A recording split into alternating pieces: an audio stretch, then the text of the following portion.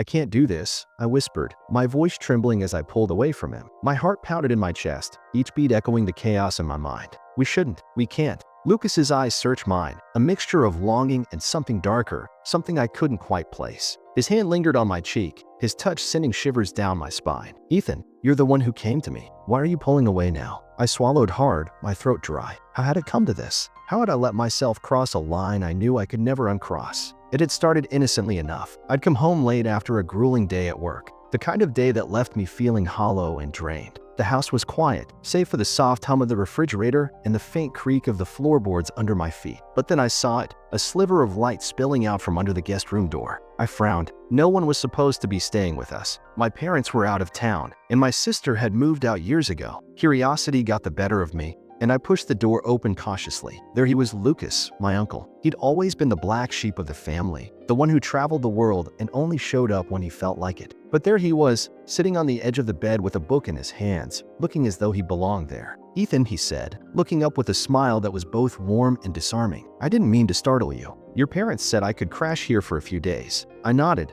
trying to shake off the strange fluttering in my chest. Yeah, of course. I just didn't know you were coming. He chuckled, setting the book aside. Neither did I, really. Life's full of surprises, isn't it? I didn't know what to say to that, so I just nodded again and mumbled something about needing a shower before retreating to the safety of my room. But even as the hot water cascaded over me, I couldn't shake the image of him sitting there, so calm and confident as if he owned the place. Over the next few days, Lucas's presence became impossible to ignore. He was everywhere, cooking breakfast in the kitchen, lounging on the couch with a cigarette dangling from his lips, leaning against the doorway while I worked at my desk. And he always seemed to know exactly what to say to get under my skin. You've changed, he said one evening as we sat on the porch, the sunset painting the sky in hues of orange and pink. You're not the same kid I knew. I glanced at him, unsure how to respond. People grow up, I guess. He smirked, taking a drag from his cigarette. Yeah, but not everyone grows up in the same way. You've got a fire in you, Ethan. I can see it in your eyes. I felt my cheeks flush,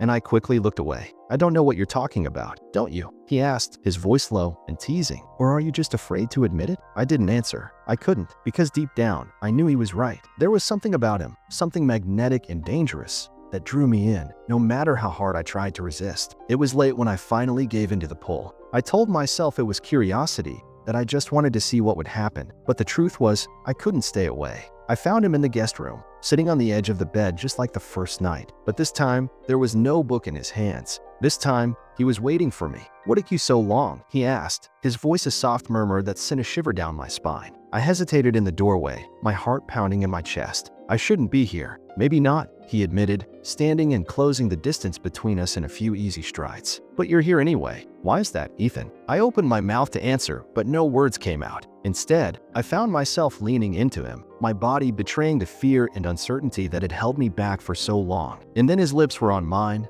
soft and demanding all at once, and I was lost. I can't do this, I whispered again, but even as the words left my mouth, I knew they were a lie, because the truth was, I didn't want to stop. I didn't want to pull away. I wanted him, every part of him, no matter how wrong it was. Lucas's hand slid from my cheek to the nape of my neck, his fingers tangling in my hair as he pulled me closer. Then don't, he murmured against my lips. Don't think. Don't worry. Just feel. And so I did. I let myself feel the heat of his body against mine, the way his breath hitched when I touched him, the way his hands explored every inch of me as if I were something precious. It was wrong, so wrong, but in that moment, it felt like the only thing that mattered. When he finally pulled away, his eyes dark with something I couldn't name, I knew there was no going back. The line had been crossed, and there was no erasing it. No matter what happened next, nothing would ever be the same. Do you regret it? He asked, his voice barely audible. I didn't answer. I couldn't, because the truth was, I didn't know. And that terrified me more than anything. The morning light filtered through the blinds, casting narrow streaks of gold across the room. I lay in bed, the sheets tangled around my legs, my mind still reeling from the night before. My body ached in places it shouldn't, a dull reminder of what had happened, what I'd let happen. I turned my head to the side, half expecting to see Lucas there, but the space beside me was empty, the pillow still indented from where his head had rested. I sat up, running a hand through my hair. my heart pounding in my chest. What the hell did I do? The question echoed in my mind, but there was no answer, just a swirling mess of guilt and something else I couldn't quite name. I glanced at the clock on the nightstand. 8:23 a.m., too early to make sense of anything, but too late to pretend it hadn't happened. I pulled on a pair of sweatpants and a t-shirt, the fabric clinging uncomfortably to my skin. The house was quiet, the kind of quiet that feels heavy,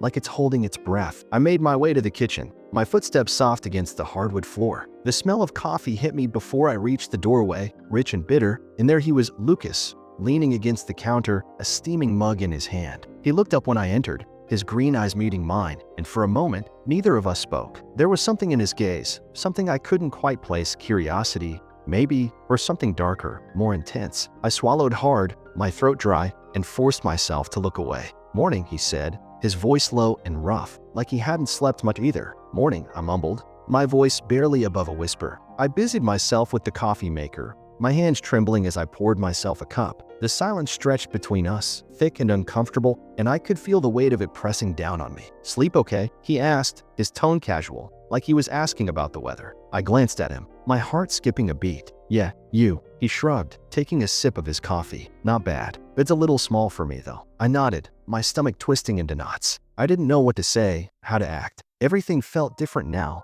like the ground had shifted beneath my feet, and I was struggling to find my balance. I took a sip of my coffee, the heat burning my tongue, but I barely noticed. "Ethan," he said, his voice softer now, almost gentle. "We need to talk about last night." I froze, the mug halfway to my lips. My heart was pounding so hard I thought it might burst out of my chest. I didn't want to talk about it, didn't want to think about it, but I knew we couldn't just pretend it hadn't happened. "I know," I said finally, my voice trembling. I don't know what to say." He set his mug down on the counter and took a step closer to me, his presence overwhelming. I could feel the heat radiating off his body, smell the faint scent of his cologne, and it made my head spin. "Look at me," he said, his voice firm but not unkind. I hesitated, then slowly raised my eyes to meet his. His gaze was intense, searching, like he was trying to see straight through me. I felt exposed, vulnerable, like he could see all the things I was trying to hide. "You don't have to be afraid of this," he said, his voice low and steady. "What happened last night? It wasn't a mistake." I blinked, surprised. "It wasn't." He shook his head. "No, it was real, Ethan. What we felt, what you felt, that's real.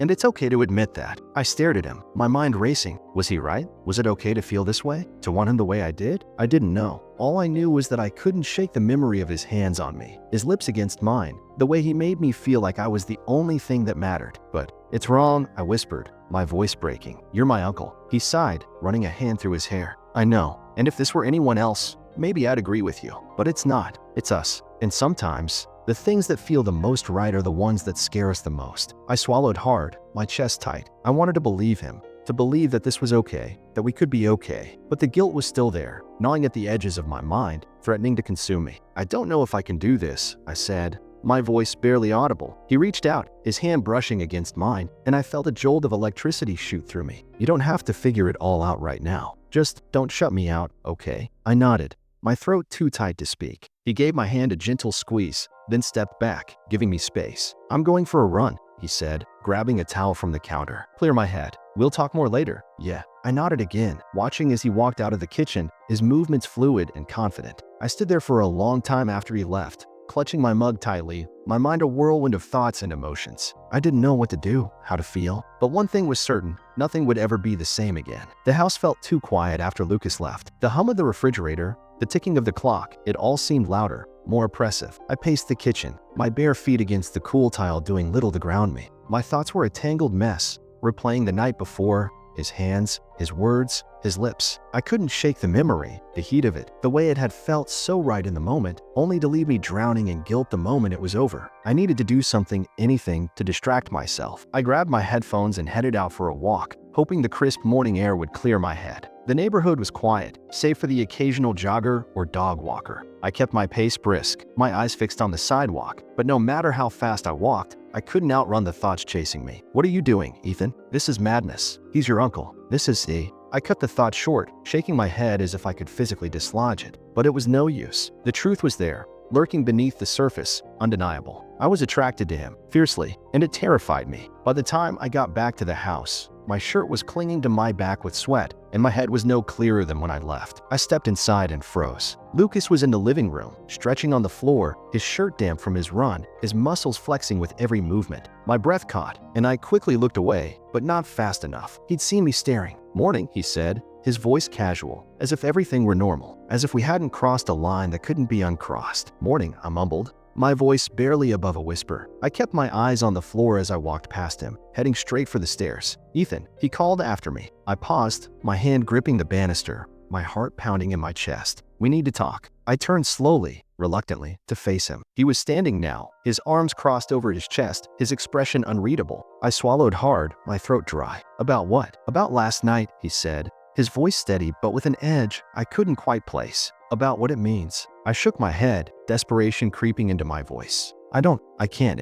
You can't what?" He interrupted, stepping closer. "You can't admit it? Or you can't face it?" I opened my mouth to respond, but no words came out. He was right. I couldn't admit it, couldn't face it. Not because I didn't want to, but because I was scared. Scared of what it meant, of what it would change. Scared of him. He sighed, running a hand through his hair, and for the first time, I noticed the faint lines of exhaustion around his eyes. "Ethan, I'm not going to pretend this is simple. It's not, but ignoring it isn't going to make it go away." I looked away, my chest tight. "I don't know what you want from me, Lucas. I want you to be honest," he said, his voice softer now. "With yourself. With me." I felt a lump rise in my throat, and I blinked back the tears that threatened to spill over. "I don't know how to be." He stepped closer, closing the distance between us. His hand reached out, fingers brushing against my cheek, and I closed my eyes, leaning into his touch despite the voice in my head screaming at me to pull away. "You don't have to figure it all out right now," he murmured, his breath warm against my skin. "But you can't keep running from it." I opened my eyes, meeting his gaze, and for the first time, I saw the vulnerability there,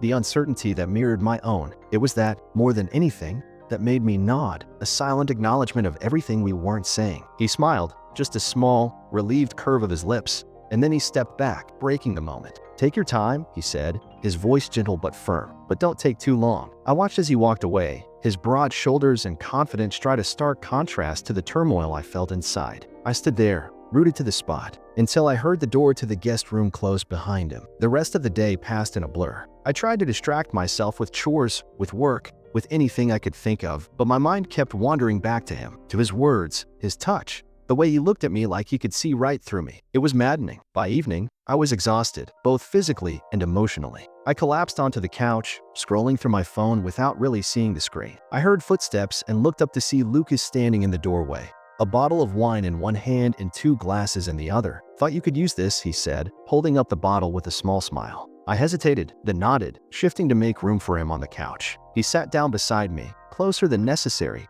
and poured us each a glass. I took mine with a muttered thanks, sipping slowly as the rich red liquid warmed my throat. We sat in silence for a while, the tension between us palpable but not unpleasant. It was Lucas who finally broke it. "You've been quiet today," he observed, his voice casual but with an undercurrent of concern. I shrugged, staring into my glass. "Lot on my mind. Care to share?" I glanced at him, then looked away. "Not really." He nodded, respecting my silence, and took another sip of his wine. We lapsed back into quiet, the only sound the soft ticking of the clock on the wall. After a while, he set his glass down and turned to face me. "Ethan," he began, his voice low and serious, "I need you to know something." I looked at him, my heart skipping a beat at the intensity in his eyes. "What?" "I'm not going to push you," he said, his tone firm but gentle. "This, whatever this is, it has to be your choice. I won't take that from you." I swallowed hard, his words hitting me like a punch to the gut. "And if I don't know what I want?" He reached out, his hand resting on my knee, the warmth of his touch shooting through me. "Then we'll figure it out together." I stared at him,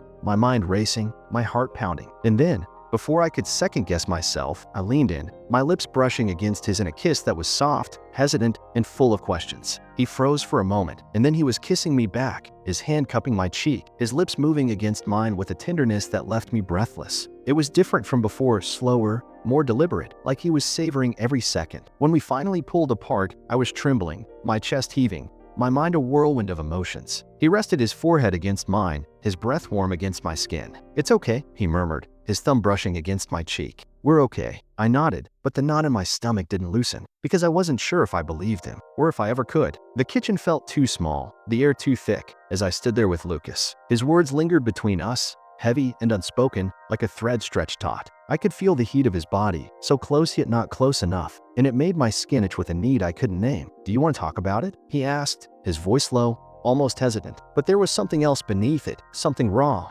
something hungry. What's there to talk about? I muttered, my eyes flicking to the floor. My hands clenched at my sides, nails digging into my palms. Don't look at him. Don't let him see how much this is tearing you apart. Everything, he said simply. His hand reached out, fingertips brushing against my arm. The touch was feather-light, but it sent a shiver through me, like a spark igniting something I'd been trying to keep buried. I swallowed hard, my throat dry. It's not that simple, Lucas. You know it's not. Why does it have to be complicated? His voice was softer now, almost pleading. Why can't we just let this be what it is? I finally looked up at him, and his eyes held mine, those piercing green eyes that seemed to see straight through me. They were filled with something I couldn't quite place. Longing? Desperation? Or maybe just the same confusion I felt. Because it's not just about us, I said, my voice cracking. It's about everything, everyone. What happens when it all comes out? What happens when people find out? He stepped closer, his hand still on my arm, and I could feel the warmth of him radiating through my shirt. Let them find out, he said, his voice steady, confident. Let them see. I don't care what anyone thinks, Ethan. Not as long as I have you. His words hit me like a punch to the chest, and I felt my breath catch. Is this real?